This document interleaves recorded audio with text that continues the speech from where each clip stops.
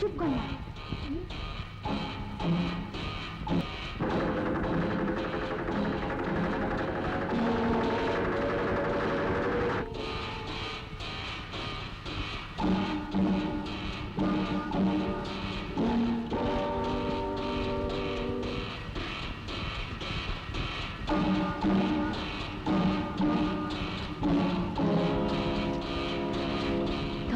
ধর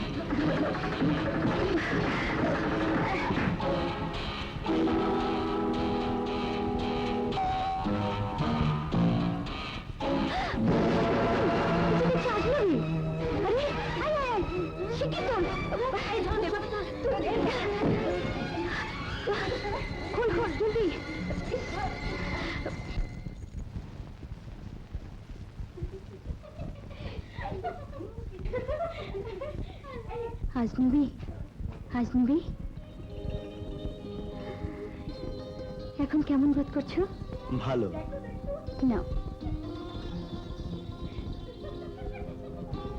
আমাকে মৃত্যুর হাত থেকে বাঁচিয়ে এনেছো শবনম। হে ঋণ আমি কেমন করে শোধ করব? শোধ করতে হবে না আজনবী। সেদিন তুমি যদি আমাকে না বাঁচাতে আর তো দেখা হতো না। কিন্তু তোমাকে দেখে একজন সাধারণ আজনবী বলে মনে হয় না, মনে হয় তুমি কোনো শাহজাদা।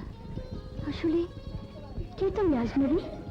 তুমি ঠিকই ধরেছো শবনম, আমি হয়তো তোমার কল্পনার শাহজাদা। তুমি বড় বেশরম। শবনম, বসো বাবা, বসো, আরাম করো। শবনম আমার একমাত্র মেয়ে, বড় জেদি। না মা, শবনম বড় ভালো মেয়ে। যদি তোমার মতো একটি সোনার টুকরো ছেলে আমার থাকতো।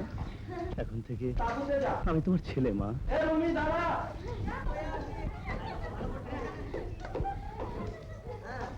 শবনম, কার প্রতীক্ষা করছিস শ্যামা? শবনমের। আচ্ছা, একটা রাস্তায় কুড়িয়ে আনা মেয়ের জন্য তুই এত পাগল কেন রে? আমি তো সর্দারের মেয়ে। তারা না, শবনমকে আমি ভালোবাসি, তাকে আমার পেতেই হবে।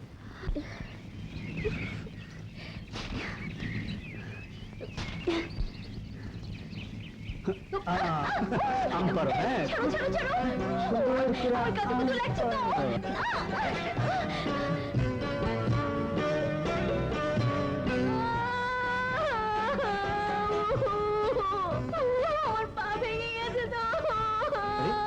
বলে কি? হ্যাঁ, দেখি দেখি কোথায়? এই তো এখানে। এখানে?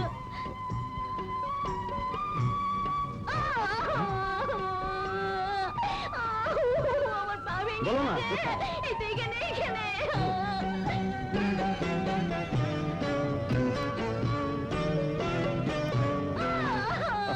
কি মুশকিল!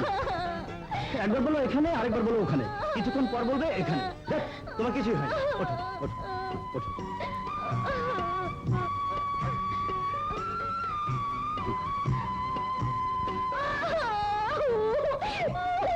আবার কি হলো? আমি হাঁটতে পারবো না, হাঁটতে পারবো না। তাই নাকি?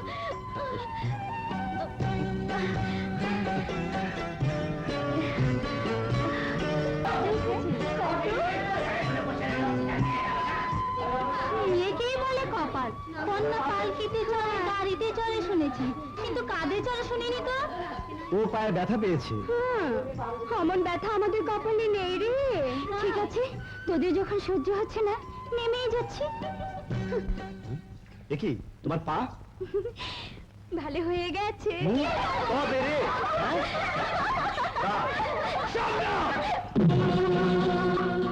নাজওয়ান, আমরা গরিব যাযাবর, কিন্তু আমাদের একটা ইজ্জত আছে। খামোশ! আমি তো কোনো অন্যায় করিনি। আলবাত করেছো। তুমি এক খানদানি নাজওয়ান, বৃথায় এই যাযাবরদের সঙ্গে মেশার চেষ্টা করছো। কিন্তু কেন? কোন উদ্দেশ্যে? কোনো উদ্দেশ্য নেই সর্দার, আমার চোখে সব মানুষই সমান। আমাদের সঙ্গে মিশতে হলে কাবিলার কিছু নিয়ম আছে, পাঠবে তা পূরণ করতে। চেষ্টা করে দেখতে পারি। তোমাকে বাহাদুরি প্রমাণ করার জন্যে পালোয়ান অগ্নি বেতালের সঙ্গে লড়তে হবে। বাহাদুর এই কাবিলার মেহমান হয়, আমি রাজি।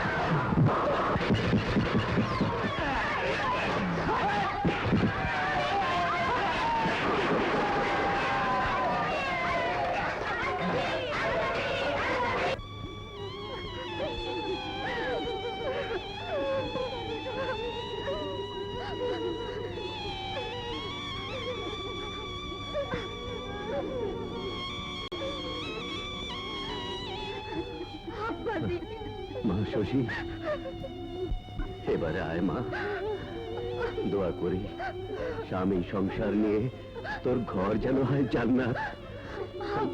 চলো শশী, অনেক দূরের পথ। হ্যাঁ হ্যাঁ, আয়। ওঠ মা, ওঠ।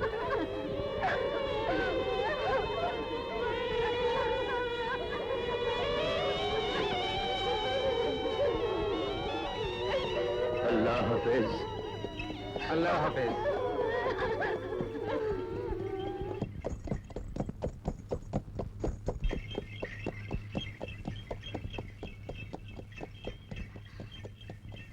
যাও।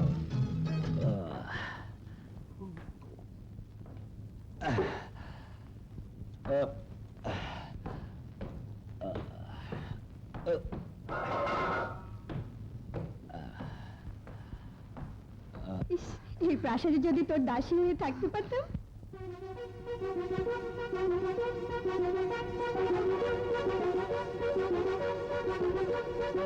মালিকা হয়ে আমাদের ভুলে যাবে না তো?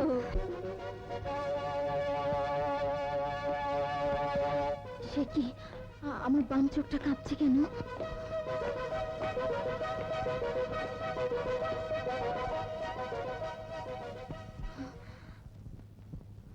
আমরা ফরিদাবাদ থেকে এসেছি। ফরিদাবাদে কোনো অঘটন ঘটেছে কি? না হুজুর, আপনার গুণে আমরা মুগ্ধ। আপনার শাসনে দেশে শান্তি নেমে এসেছে। শাহনশাহ মুরাদ কি আর জি, ব্যস্ত থাকার জন্য ফরিদাবাদের বেগ নাজিমকে আমি জানি, তার কোনো অসুবিধা হবে না। হুজুর, ইয়ে মানে বিয়ের পর শশী। হ্যাঁ, শশীরও কোনো অসুবিধা থাকবে না। না মানে বলছিলাম, হ্যাঁ, সোনা দানা ধন দৌলত সব দিয়ে তাকে সাহায্য করা হবে।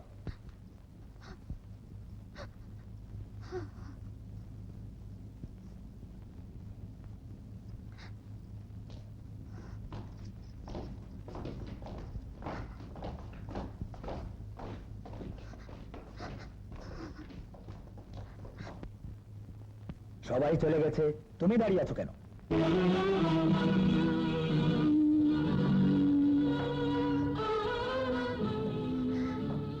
শাহিয়াতের কাজে আপনি ব্যস্ত ভেবে আমি নিজেই চলে এলাম।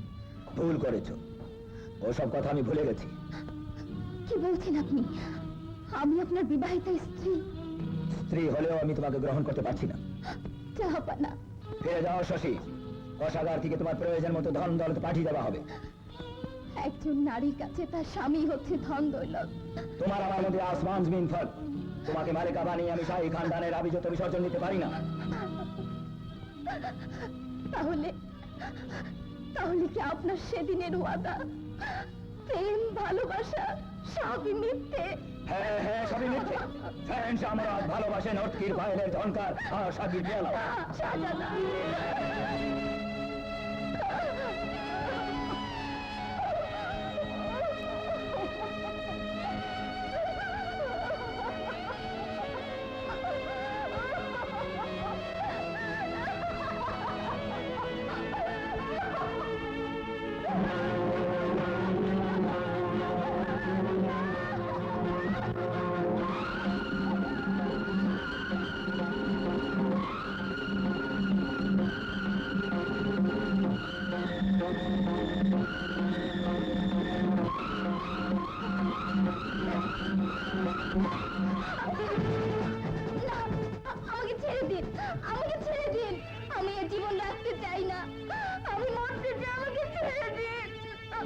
দাঁড়াও, কি হয়েছে তোমার? কি লাভ বেঁচে থেকে? স্বামীর ঘরে যে স্ত্রীর অধিকার নেই, স্বামী যে স্ত্রীকে দূর দূর করে তাড়িয়ে দিয়েছে, তার বেঁচে থেকে কোনো লাভ নেই। কে তোমার স্বামী? বলো, কে তোমার স্বামী? শাহনশাহ মুরাদ। শাহনশাহ মুরাদ?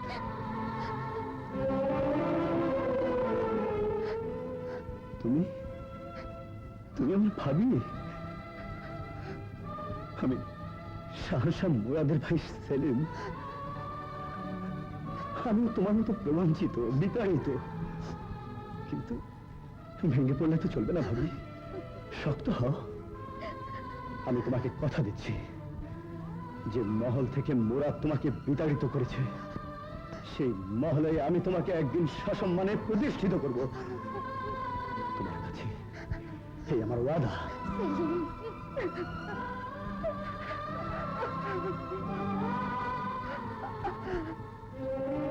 চলো ভাবি, তোমায় পৌঁছে দিই।